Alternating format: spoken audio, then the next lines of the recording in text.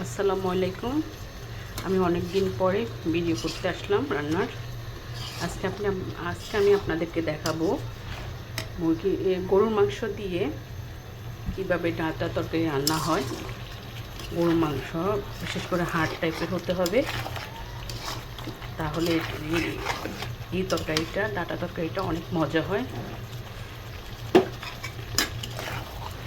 আমি প্রথমে এখানে গরুর মাংস ম্যারিনেট করার জন্য যা যা প্রয়োজন সব রকমের মশলা ইউজ করেছি। আমি 1 ঘন্টার মতো মশলা ম্যারিনেট করে রেখেছি মাংসটা। এখন আমি চুলায় বসিয়ে দিলাম, ভালো করে কষিয়ে আসলে তারপর আমি ডাঁটা তরকারি দিব। সাথে থাকুন, আপনারা দেখতে পারবেন। দেখেন আমার মাংসটা কষিয়ে আসলে এখন আমি ডাঁটাটা দিয়ে আরও কিছুক্ষণ কষাবো। দেখেন আমি ডাঁটাটা দিয়ে দিয়েছি। ভালো করে মশলার সাথে মিক্স করে দেব।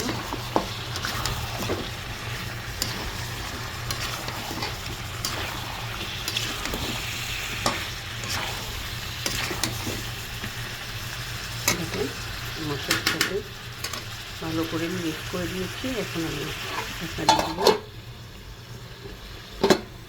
দেখেন আমার ডাঁটার মাংসটা কষিয়ে এসেছে, কালারটাও দেখতে সুন্দর এসেছে। এখন আমি ফুটন্ত গরম পানি দিয়ে দিব।